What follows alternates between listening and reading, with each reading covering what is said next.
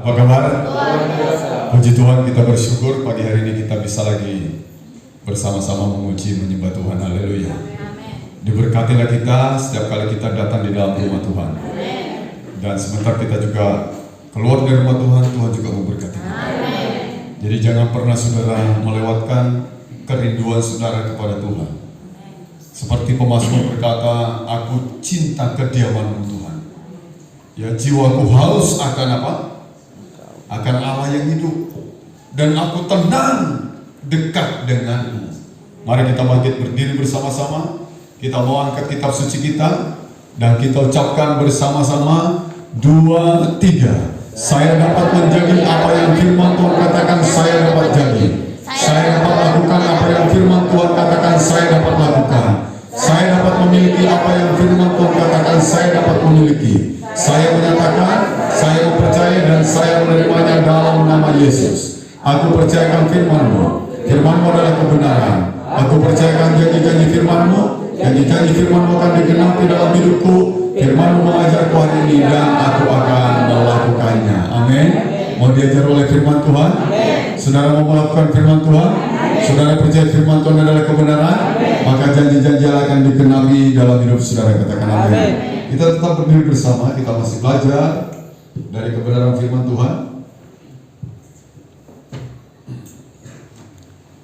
Belum dipasang lagi. Oke. Ya, kita buka kitab kita dalam Amsal pasal yang ke-6, ayat yang ke-16 sampai ayat yang ke-19.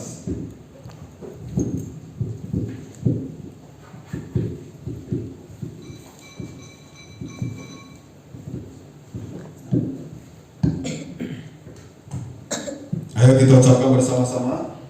2, 3. 6 perkara ini yang dibenci Tuhan, bahkan 7 perkara yang menjadi kekejian bagi hatinya: mata sombong, lidah dusta, tangan yang menumpahkan darah orang yang tidak bersalah, hati yang membuat rencana-rencana yang jahat, kaki yang segera lari menuju kejahatan, seorang saksi dusta yang menyembur-nyemburkan kebohongan, dan yang menimbulkan pertengkaran saudara. Amin. Silakan. Ya, Bapak Ibu, kita bersama-sama belajar sekarang pada bagian yang ketiga. Kita udah melihat apa yang dibenci Tuhan, kita ikut membenci. Amin. Jadi apa yang dibenci Tuhan, saudara dan saya ikut. Jangan menyenangi apa yang Tuhan benci, tapi senangi apa yang Tuhan senangi. Lakukan apa yang Tuhan lakukan. Nah, saudara, mata sombong itu Tuhan benci. Kemudian apa lagi? Lidah dusta juga Tuhan membenci, supaya jangan kita menjadi pendusta, membohongi orang, menipu orang. Nah, pagi ini kita mau belajar sekarang tangan yang menumpahkan darah orang yang tak bersalah.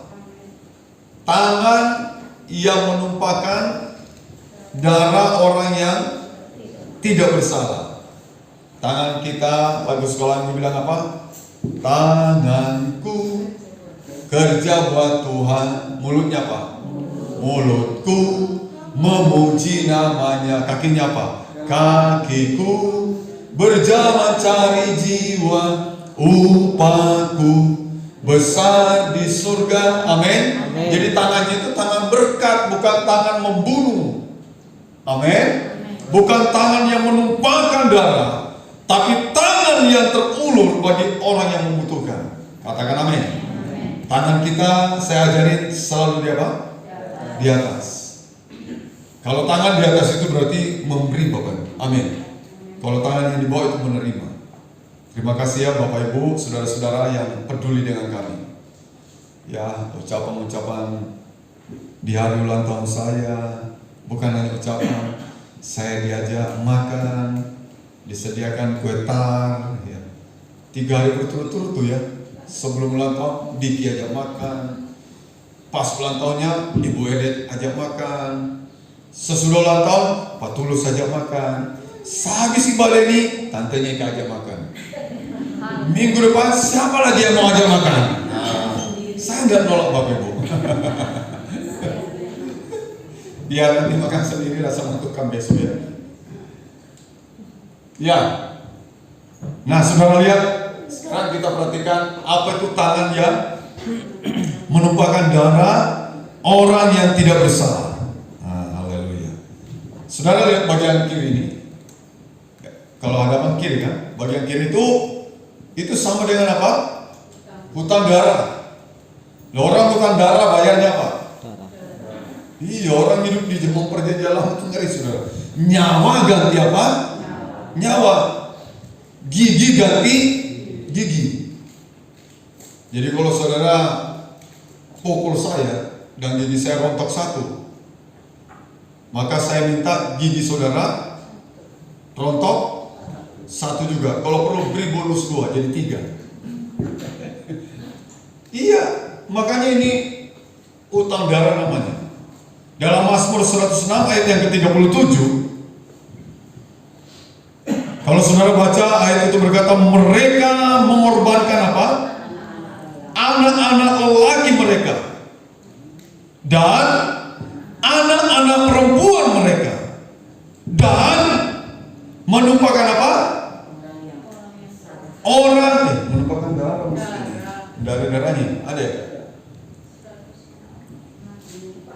Menumpahkan darah orang yang tidak bersalah. Ya. Tidak bersalah. Ini darah anak. Darah anak laki-laki, darah anak lelaki, dan darah anak-anak perempuan yang mereka korbankan kepada berhala-berhala kanan, sehingga negeri itu cemar oleh apa? Bayangkan, begitu banyak yang dikorbankan untuk dipersembahkan ya kepada berhala-berhala Kanaan. Darahnya anak laki-laki, lalu apa lagi? Darahnya anak perempuan, dan itu identik sekali dengan penyembahan kepada Lucifer itu. Orang mengorbankan bayi-bayi dipersembahkan, ada yang disembeli, ngeri Bapak Ibu. Dan Tuhan berkata, aku benci tangan yang menumpahkan apa? Darah orang yang tidak bersalah. Anak-anak itu apa salahnya, kenapa dia dikorbankan? Amin. Baik anak laki-laki, anak perempuan, mereka korbankan kepada dewa Kanaan. Dan Tuhan berkata, aku benci. Dan mereka cemar oleh apa? Negeri itu cemar oleh hutang darah. Negeri itu cemar oleh hutang darah. Dan masih banyak lagi ayat-ayat yang saudara bisa lihat tentang hutang darah ini. Nah, sekarang coba kita lihat di sebelahnya, sebelah kanan ini. Jadi tangan yang menumpahkan darah orang yang tidak bersalah, tadi disebut juga itu adalah identik dengan apa? Hutang darah. Tangan yang menumpahkan darah orang yang tak bersalah itu adalah apa? Pembunuhan atau pembunuh itu ya. Coba saudara baca 1 Yohanes 3 ayat 15. 1 Yohanes 3 ayat yang ke-15. Setiap orang yang membenci saudaranya adalah seorang pembunuh.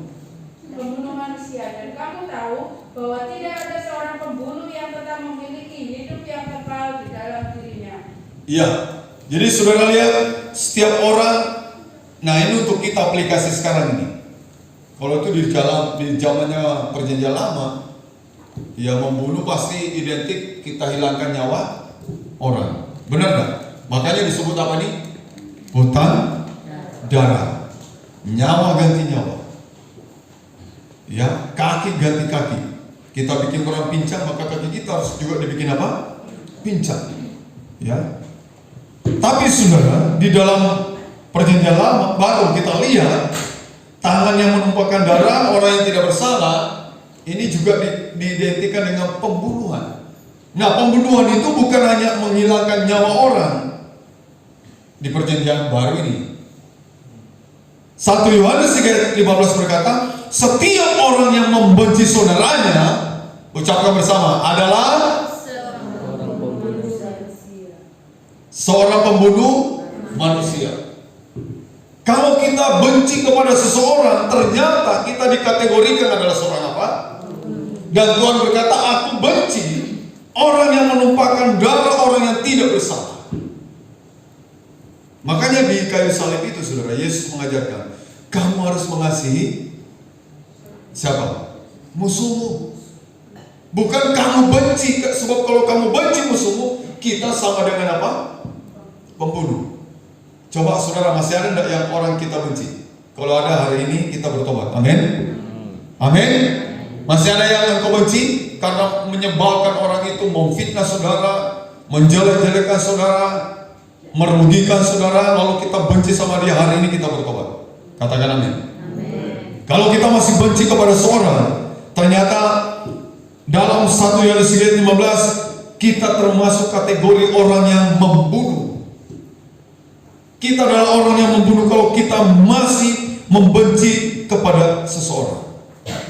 Inilah ajaran Tuhan, memang mengasihi. Amin.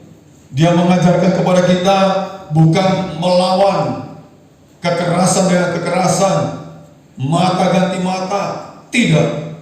Tapi dia mengajarkan kepada kita, setiap orang yang membenci saudaranya adalah seorang pembunuh. Karena itu kita harus mengasihi. Jangankan saudara musuh atau saudara, musuh aja diajari apa? Untuk mengasihi musuh. Sekalipun musuh kita diajar untuk mengasihi. Saya akan mengajak saudara melihat peristiwa. Ya, peristiwa Kain dan Habel. Kita baca dalam ayat Kejadian 4 ayat yang ketiga. Kejadian 4 tolong dibacakan. Kejadian 4 ayat yang ketiga. Kejadian pasal 4 ayat yang ketiga. Setelah beberapa waktu lamanya, maka Kain mempersembahkan sebagian dari hasil tanah itu kepada Tuhan sebagai korban persembahan. Habel juga mempersembahkan korban persembahan dari anak sulung kambing dombanya yang di lemah-lemahnya. Maka Tuhan mengindahkan Habel dan korban persembahan itu. Ya. Ayat 3 berkata Kain mempersembahkan hasil tanah. Jadi dia kerjanya apa? Petani atau berkebun. Kemudian dia bawa hasilnya kepada Tuhan. Baik atau tidak baik? Baik atau tidak baik? Orang-orang di desa, Bapak Ibu, kalau memberikan persembahan, persepuluhan, kalau mereka petani, maka dia bawa padi. Ada yang masih dalam bentuk padi, ada yang sudah dalam bentuk apa? Beras. Dia bawa, kalau dia panen 1000 kilo, dia bawa ke gereja 100 kilo. Pendetanya tidak akan kehabisan beras 1 bulan. 100 kilo. Mungkin 2 bulan juga tidak habis itu. Banyak itu di desa-desa begitu. Tapi yang sudah mulai lebih terbuka lagi, dia jual berasnya dulu, lalu dia persepuluhkan itu. Dia jual, berapa hasilnya baru dia persepuluhkan. Nah, saudara, jadi Kain mempersembahkan apa? Hasil tanah kepada Tuhan. Cuma aneh, pada ayat 5, saudara lihat. Pada ayat 5. Ayat 5 berkata begini, korban persembahan Kain itu tidak apa? Diindahkannya. Kasihan ya. Korban persembahan Kain itu tidak diindahkannya, lalu hatinya Kain itu menjadi apa? Panas. Kemudian mukanya muram. Lihat ini wajahnya dia. Hatinya mulai panas, mukanya muram karena persembahannya tidak diindahkan oleh Tuhan, tidak diterima oleh Tuhan. Diabaikan persembahannya oleh Tuhan. Tapi ayat 4 berkata, persembahan ketika Habel juga mempersembahkan persembahan dari anak sulung kambing dombanya. Tuhan mengindahkan Habel dan persembahannya. Kita pasti bertanya-tanya, Bapak Ibu, kenapa kok sampai persembahannya Kain ditolak? Briel mungkin bisa jawab, kenapa Briel?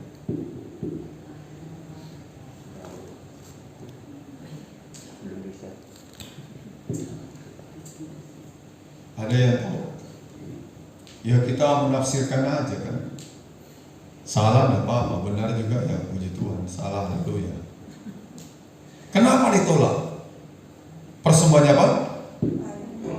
Kain.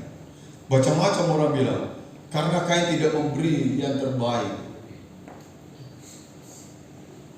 Yang banyak ulete, yang macam-macam lah orang ngomong gitu ya. Karena apa lagi? Dia mempersembahkan tidak dengan segenap hatinya. Asal-asalan dia persembahkan itu. Macam-macam saudara orang memberikan apa? Penafsiran. Sedangkan Abel, dia persembahkan anak sulung. Wih, menarik ya persembahannya siapa ini? Abel. Tadi anak sulung apa? Iya, anak sulung kambing dombanya. Dan Tuhan apa? Mengindahkannya. Tuhan mengindahkannya. Korbannya diterima. Saudara tahu, karena persembahan Habel itu persembahan yang ada apanya? Ada apanya? Darah. Darah inilah simbol pada waktu itu, saudara, pengampunan dosa. Sedangkan Kain tidak. Sebenarnya Kain bisa juga kan? Bisa, saya nggak percaya kalau Kain tidak punya apa nih? Kambing domba, tidak yakin aku, pasti dia punya juga. Kenapa dia tidak ambil kambing dombanya? Dia persembahkan seperti Habel mempersembahkan, dan Habel tepat banget lagi. Dia ambil apa ini? Anak sulung. Anak sulung. Langsung menunjuk kepada pribadinya siapa itu? Kristus. Menunjuk kepada pribadi Kristus untuk dipersembahkan, dan korban itu diterima. Darah Yesus dia bawa sendiri kepada Bapaknya dan berkata, Bapa, ini darah saya, bukan lagi darah hewan. Aku persembahkan darahku untuk manusia yang berdosa. Amin. Dan korbannya itu diterima oleh Bapa di surga. Diterima. Sehingga disebut pada ayat ini darah apa ini? Persembahan dari Habel itu diindahkan Tuhan, Bapak Ibu. Diindahkan Tuhan. Dan sekarang kita lihat karena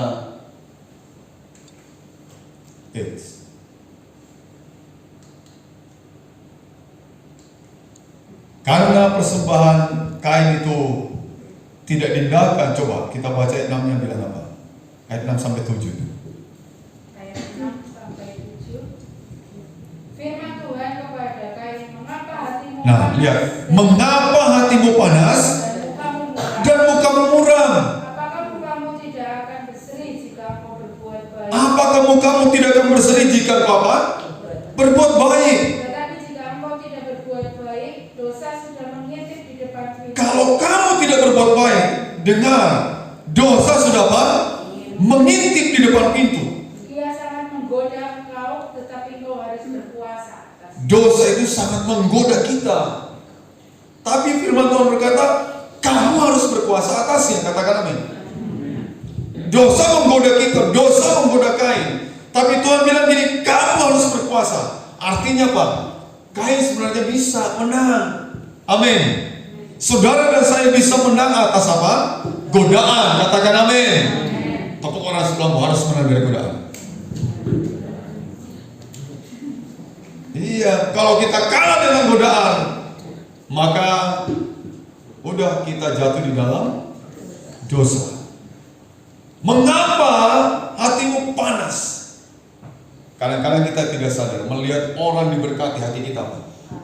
Nggak boleh katakan gitu, amin. Bilang orang sebelum jangan panas ya kalau dia berkati. Oh iya dong, harus bilang gitu. Ojo panas kalau aku diberkati. Amin. Loh, nggak ada amin. Amin. Bilang jangan panas kalau aku diberkati. Ya. Bilang lagi jangan mukamu muram. Tapi wajahmu harus apa? Berseri-seri. Ojo merenggut lihat orang diberkati, ojo merenggut, ojo panas hatinya, jangan panas, jangan muka muram, tapi tunjukkan wajah yang apa? Berseri-seri, sana sini boleh apa? Pusing, kita tetap apa? Ayo kita tertawa bersama, 2, 3. Nah, ini orang senang ini. Ya Bapak Ibu ya. Jadi jangan panas ini hatinya siapa nih? Kain, karena korbannya Habel diterima. Mukanya jadi muram. Tuhan bilang, hati-hati Kain. Dosa sedang mengintip kamu. Dosa sudah di depan pintu. Dia sangat menggoda kamu. Tapi Tuhan bilang gini, kamu harus berkuasa Kain atas dosa, atas godaan itu. Nah, jadi diingatkan oleh Tuhan ini Kain ini, diingatkan saudara. Tapi saya ayat 8 sampai ayat 10. Ayo dibaca lagi. Ayat 8 sampai 10. Kata Kain kepada Habel adiknya, marilah kita pergi ke padang. Ketika mereka ada di padang, tiba-tiba Kain Nah, lihat. Habel adiknya itu. Ketika mereka ada di padang, tiba-tiba Kain memukul siapa?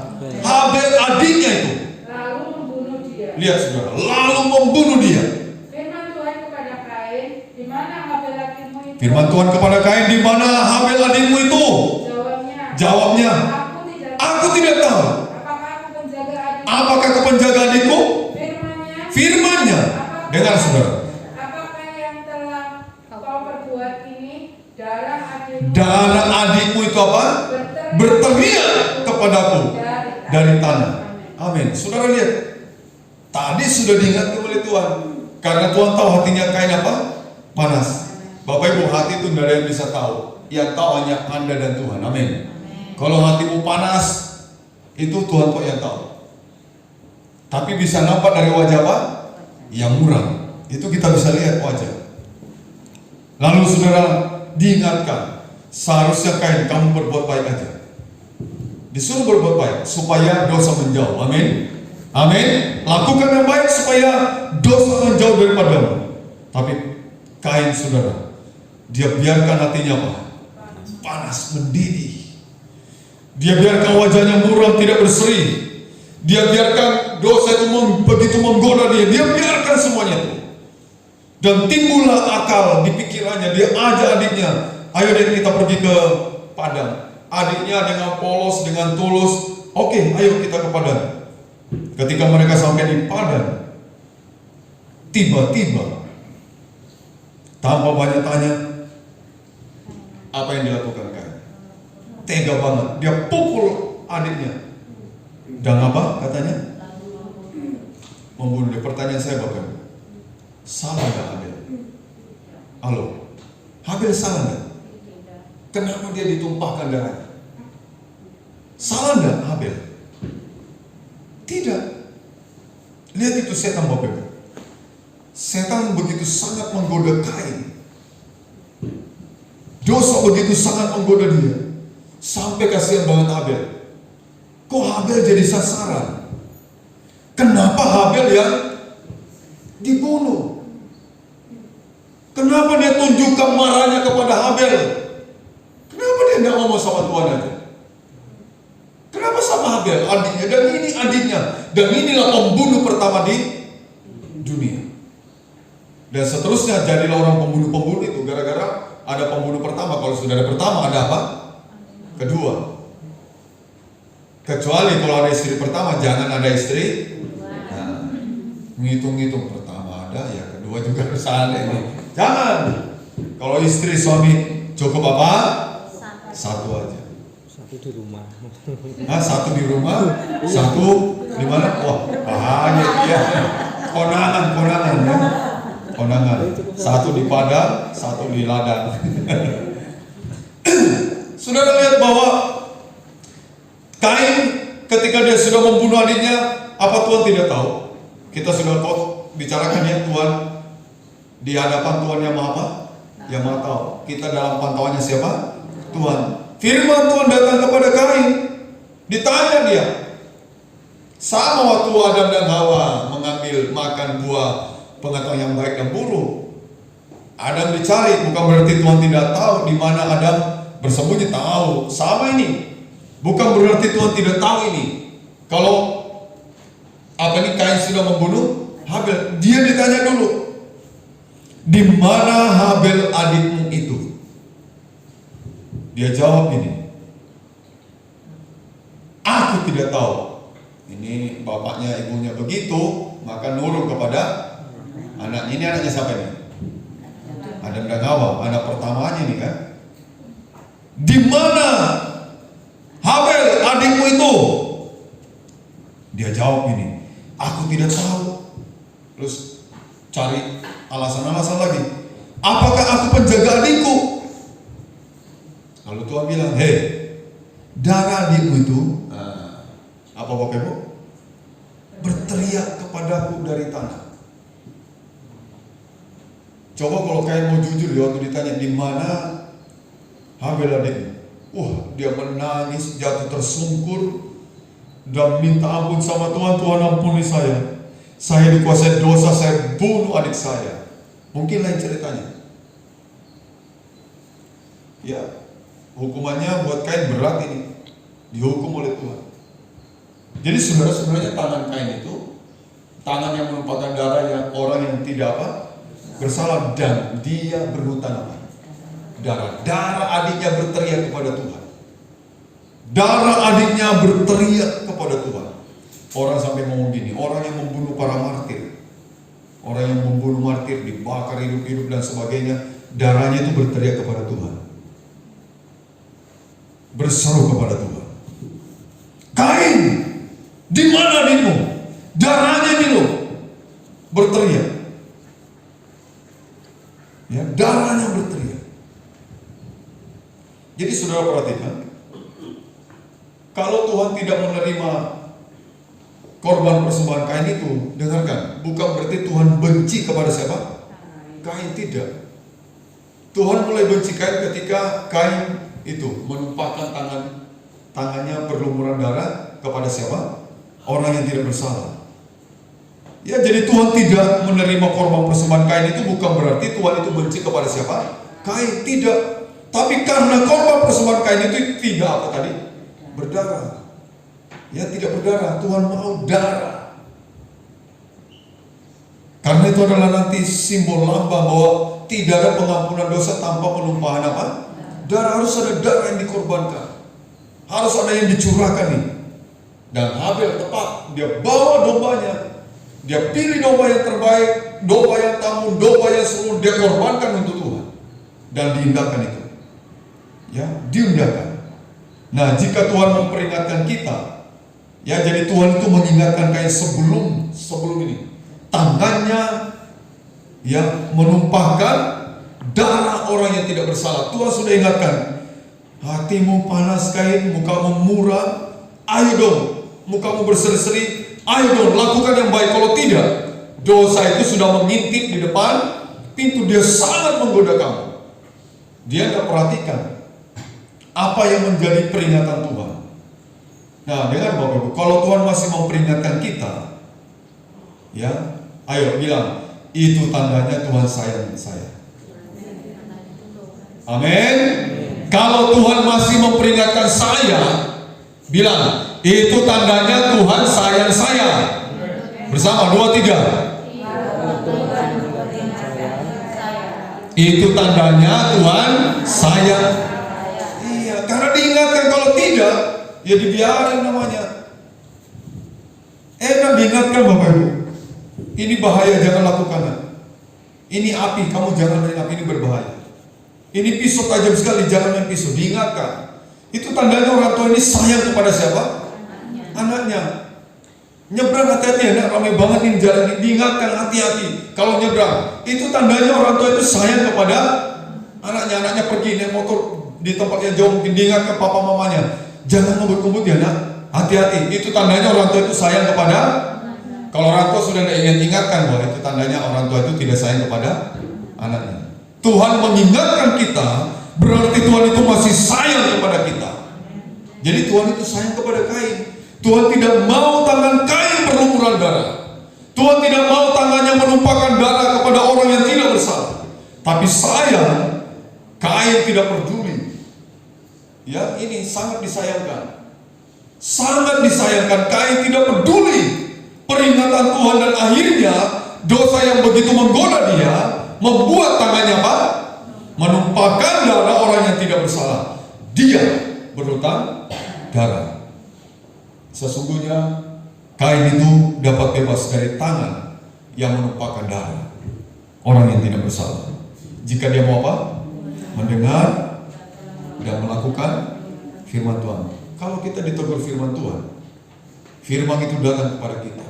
Misalnya nih, kemarin mata sombong. Kalau kita sombong, harusnya bilang gini, Tuhan terima kasih buat peringatanmu. Saya akan lakukan. Saya tidak mau menjadi orang yang sombong lagi. Katakan amin. Kalau mulut kita suka bohongi orang tua, bohongi siapapun, terus khotbah itu datang kepada kita, Tuhan benci orang yang suka berdusta, maka hari itu saudara berkata, terima kasih Tuhan, Engkau mengingatkan saya supaya lidah ini tidak menjadi lidah apa? Dusta, tidak menipu orang, bukan marah, bukan panas hatinya, muka murah, lalu ngambek, lalu tidak ke gereja, tidak. Amin. Di sini tidak ada Bapak. Di sini hebat-hebat. Amin. Ya, dan hari ini kalau tangan kita menumpahkan darah, kita masih benci sama orang. Dan Tuhan bilang orang yang masih benci itu sama dikategorikan pembunuh. Nah, hari ini kita juga mau bertobat. Amin. Jangan lagi benci si A, si B, si C. Kasihi dia, kata Tuhan. Amin. Amin. Ya, jadi bukan dibenci. Jadi sesungguhnya Kain itu dapat bebas loh dari tangan yang menumpahkan darah. Ya, jika dia mau mendengar dan melakukan peringatan. Dan contoh yang berbeda, peristiwa apa Bapak Ibu? Ada siapa nih? Daud, ada Nabal, dan ada Abigail. Saudara bisa baca di rumah nih, baca di rumah 1 Samuel pasal 25 ayat 2 sampai ayat 39. Dalam peristiwa ini apa yang mereka lakukan? Kita lihat yang pertama, Nabal. Apa yang dilakukan Nabal? Saudara tahu, Nabal itu menghina. Dia menghina Daud. Dia menyepelekan Daud. Ketika orang-orang Daud diutus oleh Daud pergi kepada Nabal untuk mengucapkan selamat atas pengguntingan bulu apa ini? Dombamu. Dan dia minta makananlah kepada siapa ini? Roti kepada Nabal. Orang-orang Daud diutus ke sana. Tapi saudara, apa yang dilakukan Nabal? Dia hina Daud, dia sepelekan Daud, ya. Dan dia berkata, siapa sih itu Daud? Nah, siapa itu Daud? Pura-pura dia tidak kenal. Siapa itu anaknya Isai? Aku udah ngerti. Masa aku mau kasih roti, aku mau kasih hasil pengguntingan bulu domba ini kepada orang yang aku tidak tahu? Bahkan kepada orang yang lari dari tuannya. Ini dia kisahkan, Daud lari dari siapa? Saul. Masa aku mau berikan orang seperti ini? Siapa Daud? Siapa anak Isai itu? Wah, anak buah Daud dengar gitu, oh gila, berani-beraninya menghina Daud. Padahal kami ini berjaga-jaga kepada gembala-gembalanya Nabal menggembalakan kambing dombanya itu. Tentaranya Daud itu seperti pagar di sekeliling orang-orangnya Nabal. Makanya dengan senang hati Daud mengutus anak buahnya pergi mengucapkan pertama selamat atas pengguntingan apa nih? Bulu domba, selamat dan sukses dan sebagainya. Minta roti, dikasih dia karena lagi mengembara nih Daud bersama anak buahnya. Tapi malah yang datang adalah apa? Hinaan, disepelekan. Siapa Daud? Nah saudara, lalu bagaimana dengan Daud? Dalam peristiwa ini, Daud bilang gini, dia sadar pedang ya. Dia bilang kepada tentara, semua siapkan apa? Pedang. Semua menyandang pedang. Daud menyandang pedang. Dia perintahkan anak buahnya semua menyandang pedang. Untuk apa? Mari kita potong Nabal. Kita potong Nabal. Kita potong orang-orangnya Nabal. Oh, Daud itu pejuang Bapak Ibu. Ya, dia hebat dalam pertempuran. Ayo, habisi. Tidak ada yang kita biarkan hidup. Beginilah Tuhan menghukum saya, katanya, kata Daud. Kalau saya membiarkan satu orang pun dari Nabal hidup. Ya lagi-lagi loh ya. Yang perempuan dibiarkan hidup. Perempuan dibiarkan apa? Hidup. Oh, disayang sama Daud. Laki-laki pateni kabeh. Bunuh semua. Disandang pedangnya, saudara. Jadi pada ayat 12 ayat 13 kalau saudara baca, tangan Daud itu siap apa? Membunuh. Tangan Daud siap menumpahkan apa? Darah. Ngeri ya.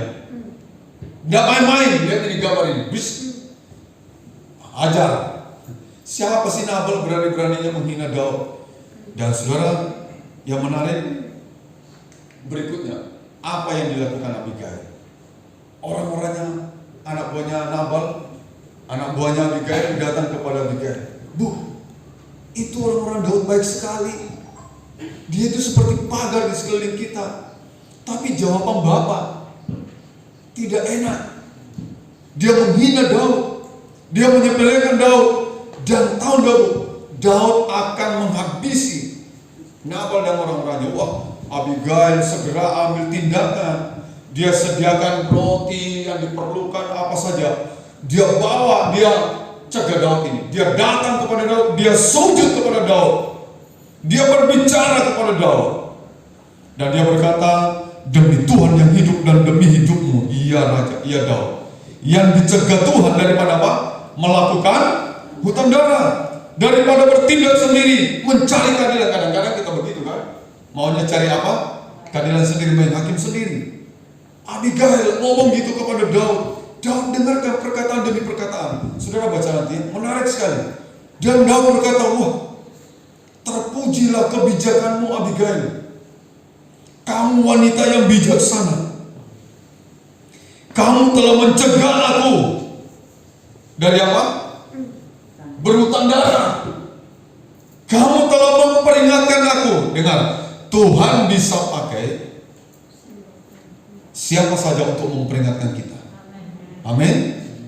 Kalau yang Kain itu Tuhan bicara langsung kepada siapa? Kain. Diperingatkan langsung. Tapi Daud lewat siapa? Abigail. Tuhan sayang enggak kepada Daud? Tuhan sayang. Kalau sampai Daud hatinya panas, dia biarkan hatinya panas, dia biarkan mukanya muram, tidak berseri-seri, dia biarkan dosa begitu menggodanya. Saya yakin Abigail ini siapa ini? Nabal dan orang-orangnya laki-laki habis semua. Mereka udah datang, ini pasukannya udah datang, semua menyandang apa? Pedang. Dan mereka sudah biasa berperang. Tetapi ada seorang wanita, istrinya Nabal. Dia jelaskan, Daud kan tahu. Daud kan tahu siapa Nabal. Nabal namanya Nabal, orangnya apa? Bebal. Jadi dia tahu suaminya itu udah beres. Jadi jangan terbawa-bawa dengan dosanya siapa? Nabal. Peringatan diperhatikan Daud. Dan Daud sadar. Dan dia berkata, terpujilah apa? Kebijakan kamu telah menahan aku untuk berhutang darah. Dia juga berkata kepada Tuhan, terima kasih Tuhan, sebab engkau telah menahan aku untuk tidak menumpahkan apa? Darah. Padahal ini orang bersalah. Dan akhirnya yang ngabisin Nabal siapa? Tuhan sendiri, bukan Daud. Tuhan sendiri. Karena Daud begitu disepelekan, begitu dihina dia. Dan Tuhan jadi pembela. Bapak Ibu, Tuhan akan jadi pembela kita juga. Amen. Jadi kalau kita dihina orang, kita diam, jangan membalas. Amin. Kita tetap mengasihi dia. Jangan benci. Kalau Anda benci dia, maka Anda juga termasuk apa? Pembunuh. Berarti tanganmu sudah berlumuran dengan apa? Dengan darah. Mari berdiri bersama-sama. Kembali kita ucapkan bersama-sama.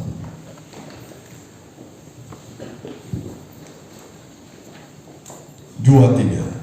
Jika Tuhan menjadi panutan, teladan, figur, idola kita, maka kita harus belajar membenci apa yang dibenci Tuhan.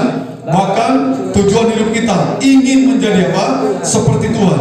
Jangan perlihatkan apa yang dibenci Tuhan dalam kehidupan kita. Amin. Hari ini jangan perlihatkan tangan kita yang berlumuran darah. Artinya jangan membenci orang. Amin. Kasih orang, sekalipun orang itu menyebalkan, membuat kita mungkin sakit. Kita difitnah, katanya fitnah lebih kejam daripada apa? Lalu kita membunuh begitu. Karena fitnah lebih kejam daripada, lalu kita bunuh gitu kan? Amin? Amin? Oh enggak ya, jangan ngawur ya. Kalau kita kita difitnah terus, oh fitnah lebih kejam daripada, jangan lebih kejam, tapi jangan membunuh. Kita mengampuni. Mengampuni lebih hebat daripada fitnah. Mengampuni lebih hebat daripada pembunuhan juga. Itu yang kita lakukan. Tuhan memberkati kita.